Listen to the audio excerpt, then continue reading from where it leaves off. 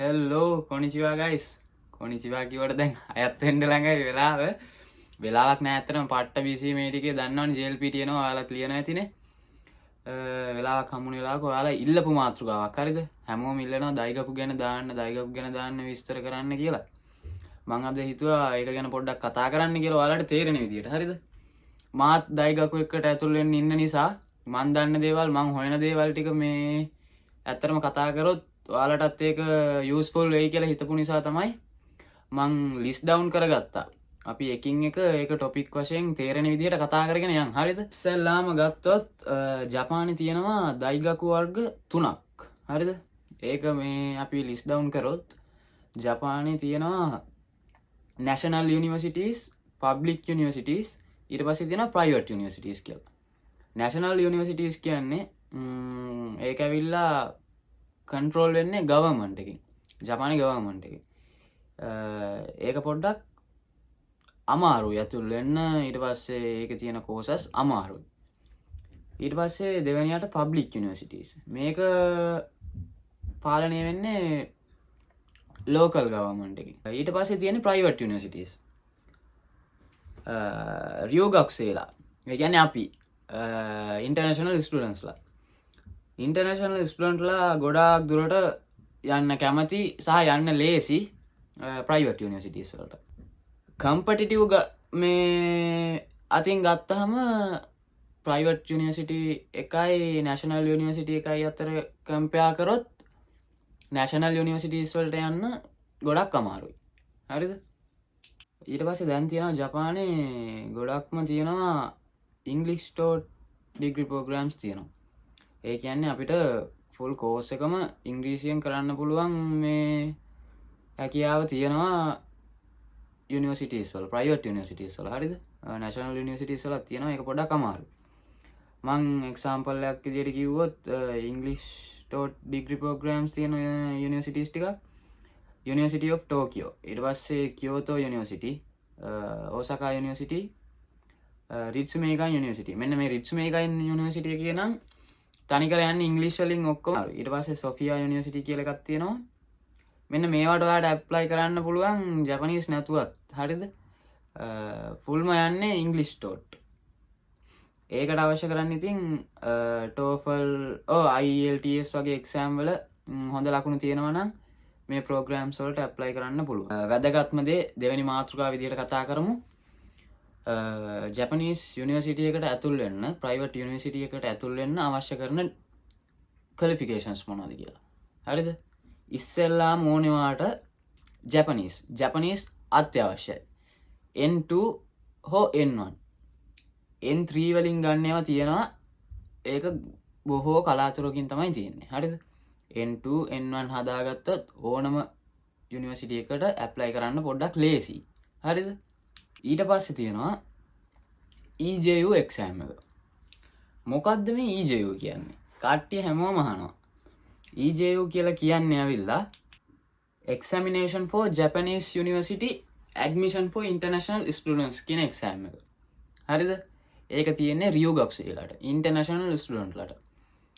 Japanese university එකකට ඇතුළත් වෙන්න කලින් අපිට මේ එක්සෑම් එක කරලා පාස් වෙලා ඒ යුනිවර්සිටිස් වලින් ඉල්ලන ලකුණු ගාන ගත්තොත් අපිට මේ JLPT ලැන්ග්වේජ් එක ලෙවල් එක මේ කංකේ නයි කරනවා ඒ කට්ටිය. ඒ කියන්නේ එච්චර දුරට සලකා බලන්නේ නැහැ. මොකද අපිට මේ EJU එක ඇතුලේ සබ්ජෙක්ට්ස් තියෙනවා. ඒ සබ්ජෙක්ට්ස් ගැන අපි දැන් බලමු. EJU එක්සෑම් එක ඇතුලේ තියෙන සබ්ජෙක්ට්ස් ගැන කතා කරොත් ඉස්සෙල්ලාම තියෙනවා Japanese as a foreign language. හරිද? ඒ කියන්නේ රියෝගක්සේ කෙනෙක් එයාගේ foreign language එක විදිහට ජපනීස් ඉගෙන ගන්න එක. ඒක. ඒක ඇවිල්ලා only in Japanese. ඒ කියන්නේ ඒ කැටගරි එක කරන්න පුළුවන් ජපනීස් වලින් විතරයි. Japanese as a foreign language කියන එක කරන්න පුළුවන් ජපනීස් වලින් විතරයි. තියෙනවා science. science වල තියෙන්නේ අපිට සබ්ජෙක්ට්ස් 3ක් තියෙනවා ඒකේ. ඒකෙන් අනිවාර්යෙන් අපි දෙකක් තෝරගන්න ඕනේ. සබ්ජෙක්ට්ස් 3 තමයි physics, chemistry, biology. මේ තුන යන්නේ ඇවිල්ලා ලංකාවේ සාමාන්‍යයෙන් A level වල තියෙන්නේ physics, chemistry, biology. ඒ සිලබස් එකට සමානව තමයි යන්නේ.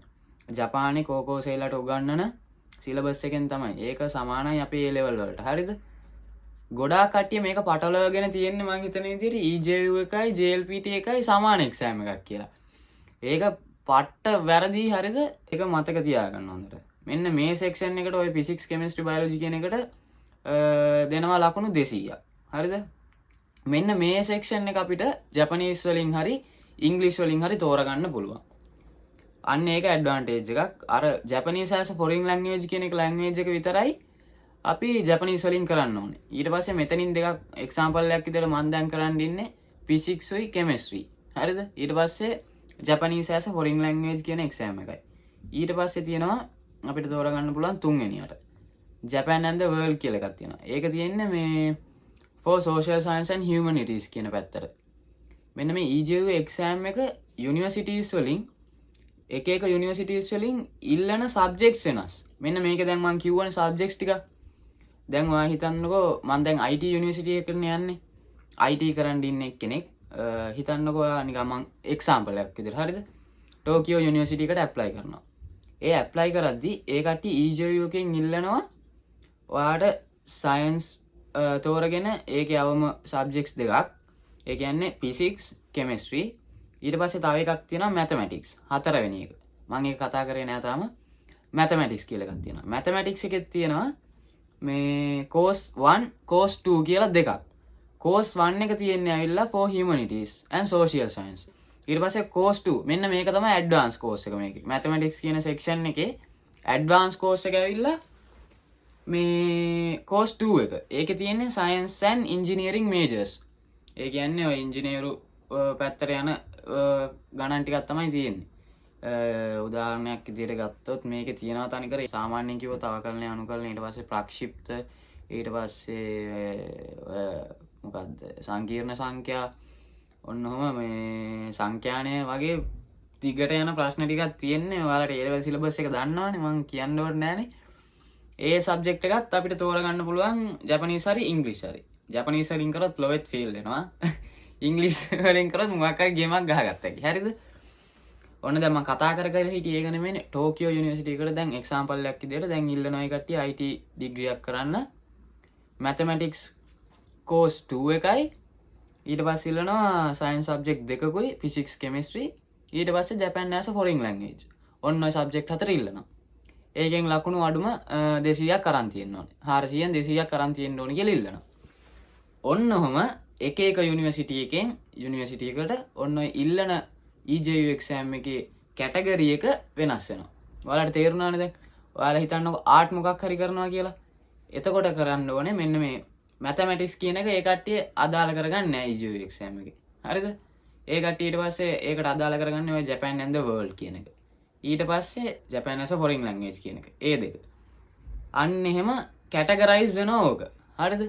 EJU එක අපි කරන කෝස් එකත් එක්ක ඇප්ලයි කරන දෛගකු එකත් එක්ක EJU එක වෙනස් වෙනවා.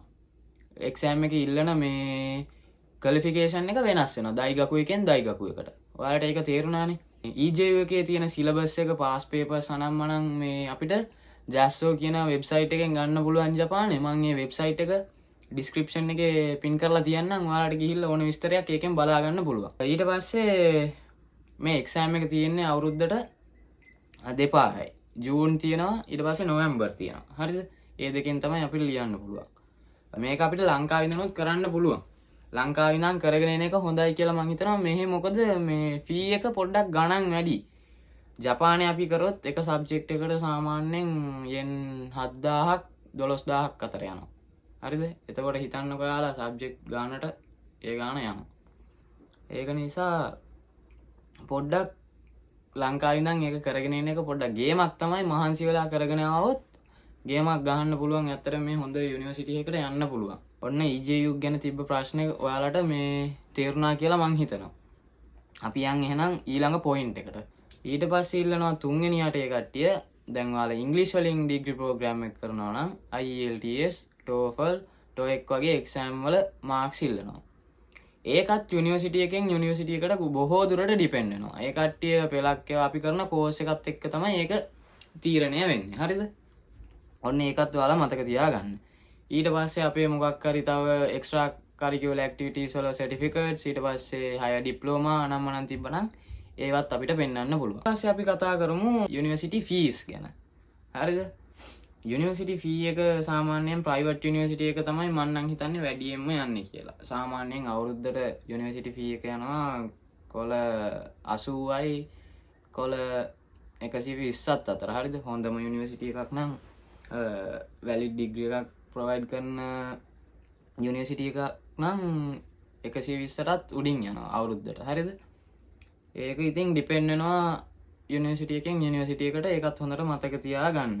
යුනිවර්සිටි එකේ ෆී එක වැඩි වෙනවා වගේම තමයි අපිට ගොඩක් බෙනිෆිට්ස් ගන්න පුළුවන් මෙහි ජපානයේ යුනිවර්සිටිස් වලට ඇතුළත් වෙද්දී මේ ස්කෝලර්ෂිප් ඇප්ලයි කරලා ස්කෝලර්ෂිප් ගන්න පුළුවන්. ජපානයේ ස්කෝලර්ෂිප් දෙන ගොඩාක් ආයතන තියෙනවා. ඒ කියන්නේ එක්සැම්පල් එකක් විදිහට එකක් කියන්නම් මං ජැසෝ කියන ආයතනයෙන් අපිට දැන් යුනිවර්සිටි එකකට ඇතුල් වෙද්දී N1 ඊට පස්සේ EJU වල හොඳ මාක්ස් අරන් තිබ්බොත් ඒවට සමහර ස්කෝලර්ෂිප් වර්ග තියෙනවා. ටියුෂන් ෆී එක ෆුල්ම කට් ඔෆ් කරන ස්කෝලර්ෂිප් වර්ගත් තියෙනවා. හරිද? MEX කියන ස්කෝලර්ෂිප් එක full scholarship from Japanese government. අන්නේ ස්කෝලර්ෂිප් එක එහෙම අපිට ගන්න පුළුවන්. ඉතින් අපේ හොඳ හැකියාවක් තියෙනවා නම් අපිට EJU වල හොඳ මාක්ස් තියෙනවා නම් ඊට පස්සේ JLPT N1 වගේ තියෙනවා නම් ඔන්න අපිට ස්කෝලර්ෂිප් එකක් ගන්න ලේසි. N2 වලින් ඊට පස්සේ එහෙමත් ගන්න පුළුවන් බැරි නෑ. එතකොට ඉතින් පොඩ්ඩක් අර මාසෙට ගාණක් ඊට පස්සේ ඔක්කොම ටියුෂන් ෆී වෙන ආයතනකින් ගෙවනවා. ඊට පස්සේ අපිට ෂූෂකු ගහලා ඒ ගන්න ණය ගෙවන්න පුළුවන්. අන්න එහෙම එක එක සීන් තියෙනවා. හරිද? ඊට පස්සේ ඉතින් කතා කරන්න තියෙන්නේ කොහොමද දෛගකෝ එකක් හොයාගන්නේ කියලා. දැන් ගොඩක් කට්ටිය කරන්නේ Tamanට කිසි අයිඩියා එකක් නැහැ. ඔහේ කට්ටිය කියන්නම් වාලේ මොකක් හරි දෛගකෝ එකක් තෝරගෙන ගොඩක් කට්ටිය ඉතින් සෙම්මොන්නේ තෝරගන්නේ. සෙම්මොන් එකක් තෝරගෙන මොකක් හරි කෝස් එකක් කරලා ඔහේ ඊට පස්සේ ෂූෂකුත් නැහැ මොකුත් නැහැ. මේ ජොබ් ඔපචුනිටිස් නැහැනේ. ඒක නිසා ඔයාලා තෝරගන්න එක ගොඩාක් කල්පනා කරලා ඔයාලට තියෙන ටැලන්ට් එකත් එක්ක ඔයා යන්න කරන ආස පැත්තත් එක්ක ජොබ් මාකට් එකේ කොහොමද කියලා ඒක පොඩ්ඩක් රිසර්ච් කරලා හොඳට හිතලා බලලා තීරණ ගන්න. මේ මොකද ඉස්සරහට ඒක ගොඩක් වටිනවා. IT පැත්ත සාමාන්‍යයෙන් ගොඩක් කට්ටිය IT කරන්න ඉන්නවනේ. IT පැත්තේ දැන් සෑහෙන දේවල් තියෙනවනේ. මං කියන්න ඕනේ නැහැනේ. ඔයාලා දන්නවනේ. මෙහෙනම් සාමාන්‍යයෙන් මේ ටිකේ AI engineering ඊට පස්සේ robotics පැත්ත සෑහෙන පීක් එකක් තියෙන මේකක්. හරිද? මං ඔයාලට පෙන්නන්නම් මං ඇප්ලයි කරපු යුනිවර්සිටි එකට මං කොහොමද ගියේ. ඊට පස්සේ දැන් ඒකේ මොකද්ද දැන් තත්ත්වය කොහොමද? ඒ කට්ටිය මොනවද මට දුන්නේ? ඒවා ටික මං ඔයාලට දැන් පෙන්නන්නම් සාමාන්‍යයෙන් දාලා අදහසක් ගන්න. හරිද? මේ තියෙන්නේ ඇවිල්ලා මේ මං ඇප්ලයි කරපු යුනිවර්සිටි එකකින් මට හම්බුණු පැම්ෆ්ලට්. හරිද? මෙන්න මේවා නම් සෑහෙන්න තියෙනවා දැන් කාමරේ. පිරිලා තියෙන්නේ ඕපන් කැම්පස් ගිහිල්ලා ඒ සෙට්ස් මේකයි ගිහිල්ලා එක එක ඒවාට. දැන් එක්සැම්පල් එකක් විදිහට ඒ කට්ටිය කැම්පස් එකකට ගියාම මෙන්න මේ වගේ ඒ කට්ටිය කැම්පස් එකේ අවශ්‍ය කරන ඔක්කොම ඇතුළත් කරලා ගයිඩ් බුක් එකක් දෙනවා. හරිද? මේකේ තියෙනවා ගකුහි එකේ ඉඳන් ඩොරිමෙට්‍රි වෙනකන් අවශ්‍ය කරන ඔක්කොම ඩීටේල්ස් ටික තියෙනවා. ඔයාලට මේ සාමාන්‍යයෙන් තව මේ ඉන්ෆර්මේෂන් සෙෂන් වලට ගියාම මෙන්න මේ වගේ පොතක් එහෙම හම්බෙයි. ඔයාලා ආපුවම දැන් මේ ටිකේ සෙට්ස් මේකයි ගොඩක් තියෙනවා. සෙම්මුන් ගක්කෝ දෛගකෝ හොයන මේ සීසන් එක නිසා කට්ටිය ගොඩක් හොයන නිසා තමයි මම මේක කරන්න වීඩියෝ එක. මොකක් හරි දන්න දෙයක් මං කියලා දෙන්නේ දේවල් ෂෙයා කරගන්න මං හරි ආසයි. ඒක නිසා තමයි මම මේ කරන්නේ. මෙන්න මේ වගේ මේ පොතේ තියෙනවා ඇවිල්ලා මේ ජපානයේ පුරා තියෙන හැම යුනිවර්සිටි එකක්ම ඊට පස්සේ යුනිවර්සිටිස් වලින් ඉල්ලන ක්වොලිෆිකේෂන්ස් ඒ වගේ දේවල් ගොඩක් තියෙනවා. ඊට පස්සේ කොහොමද අපි දැන් කතා කරමු කොහොමද දෛගකෝ එකක් හොයාගන්නේ කියලා. හරිද? එක්සැම්පල් එකක් විතර මං උදාහරණයක් අරගෙන කියන්න. හරිද? දැන් අපේ ගක්කෝ එකට ආවා සෙට්ස් මේකයි එකක් මේ අවුරුද්දේ 3 වෙනි මාසේ. ඒ කියන්නේ මාර්තු වල. ඒකෙන් මං හොයන විදිහේ දෛගකෝ එකක් තිබ්බා. හරිද? ඒකට තමයි මම මේ ඇප්ලයි කරේ. ඒ දෛගකෝ එක තමයි මේක. හරිද? මේකේ ඇවිල්ලා ඉල්ලන ක්වොලිෆිකේෂන් එක්ක බලද්දී පොඩ්ඩක් යන්න ලේසි. ඒ වගේම ඒ කට්ටියගේ මේ උගන්නන අන්තර්ගතය මාර වටිනවා කියලා මට හිතෙනවා. ගකුහිය ගොඩක් දුරට මං කම්පයා කරලා බැලුවා ප්‍රයිවට් යුනිවර්සිටිත් එක්ක ඇෆෝඩබල්. ඒ කියන්නේ යසුයි. අවුරුද්දකට කොළ 90ක් වගේ. ඒ ගානකට හොයාගන්න පොඩක් අමාරුයි. සෙම්මොන් ගක්කොත් යනවා ඒ ගාන. 90ක් 100ක් අතර ඔන්නෝම ගානක්. හරිද? ඊට පස්සේ ඔයාලා මේ බය වෙන්න දෙයක් නැහැ. යුනිවර්සිටි සෙන්මොන් යද්දී අපිට සල්ලි එකතු කරගන්න පුළුවන් වේද? ඔන්නෝම මේවා ගොඩක් කට්ටියට බය හිතන මේ කාරණානේ. එහෙම එකක් නැහැ. ඉස්සෙල්ලාම දැන් මේ කට්ටියගේ එන්ට්‍රන්ස් එන්න එක්සෑම් එකක් තියෙනවා. හරිද? ඒ එක්සෑම් එකයි ඊට පස්සේ ඉන්ටර්විව් එකයි තියෙනවා. ඊට පස්සේ එක්සෑම් එක ලියන්න යන්න ඕනේ. මේ එක්සෑම් එකට ඇඩ්මිෂන් එකට ඇප්ලයි කරද්දී අපි කොළ 3ක් ගෙවන්න ඕනේ. කොළ 3ක් ගෙවලා ඊට පස්සේ ඒක පාස් වුණාට පස්සේ අපි ගකුහියකින් ඇඩ්මිෂන් ෆී එක කියලා ඒ කට්ටිය ගන්නවා කොළ 15ක් විතර. ඊට පස්සේ ආයේ අපිට ඇතුල් වෙන දෛගකු එක පටන් ගද්දි තව කොළ 20ක් විතර ගන්නවා. කොහොම හරි ඇතුල් වෙද්දී අපි කොළ 40ක් 45ක් ඔන්න ඔය ගාන ගෙවන්න ඕනේ. ඊට පස්සේ අපිට සෙමෙස්ටර් ගෙවාගෙන යන්න පුළුවන්. අන්න එහෙම මේ එක වාසි තියෙනවා. මේ එක අස්සට මේ ස්කෝලර්ෂිප් අනම්මනම් වැටුනහම ඕක ගාණක් නෑ ෂේප්. හරිද?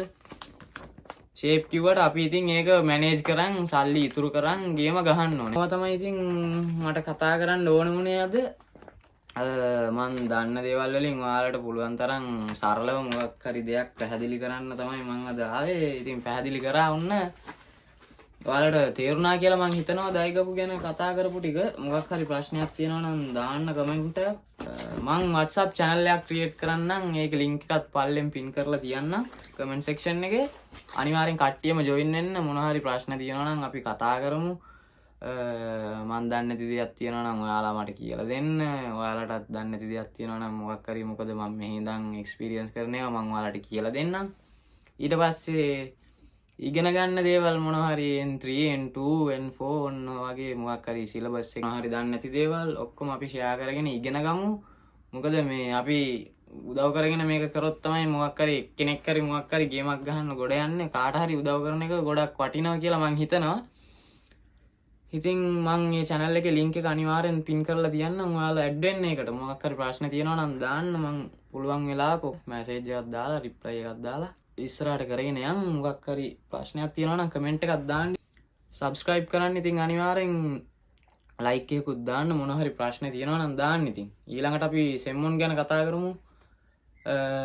මම ඔයාලට පෙන්නන්නම් open campus එකකට කොහොමද ගිහිල්ලා කතා කරලා ඒ කට්ටියත් එක්ක මොකද වෙන්නේ කියලා. open campus එකක් කියන්නේ මොකක්ද කියලාත් මම ඊළඟට පෙන්නන්නම් ඔයාලට. තව දෙයක් මේ මගේ වීඩියෝස් වල මං කතා කරද්දී ජපනීස් වලින් පොඩ්ඩක් කතා කරන්නද නැත්නම් සිංහලෙන්ම කරන්නද කියලා මේ පොඩි ප්‍රශ්නයක් තියෙනවා. මොකද මං හිතන්නේ ජපනීස් වලින් මොනවා හරි කිව්වම මේ ඔයාලට වචනයක් හරි අලුත් දෙයක් ඉගෙන ගන්න පුළුවන් වෙයි කියලා මං හිතනවා. ඒක අනිවාර්යෙන් කමෙන්ට් එකක් දාන්න කට්ටියම. ජපනීස් වලින් පොඩ්ඩක් වචන දෙක තුනක් ඇතුළට දාන්න. මට හරි ආසයි. මේ මට මේ මහ ලොකුවට බෑ. මේ වුණාට මට සාමාන්‍ය තරමින් මේ පුළුවන්. ඒක නිසා ඔයාලා පොඩ්ඩක් ඒක ගැන කමෙන්ට් එකක් දාන්න අනිවාර්යෙන්. එහෙනම් ඔයාලට මම මේ හදිසියෙන් කරපු වීඩියෝ එක තේරුණාද නැද්ද කියලා දන්නේ නැහැ. මේ මොන හරි ප්‍රශ්න තිබ්බනම් අනිවාර්යෙන් කමෙන්ට් එකක් දාන්න. මම රිප්ලයි එකක් දාන්න. එහෙනම් guys මම මේ වීඩියෝ එක මේ ඉවර කරන්නම්. අනිවාර්යෙන් සබ් පාරක් දාන්න, ලයික් එකක් දාන්න, ෂෙයා කරන්න. කාට හරි තව දැනගන්න දේවල් තියෙනවා නම් දැනගනි. අනිවාර්යෙන් මේ WhatsApp channel එකට join වෙන්න. එහෙනම් guys sayonara.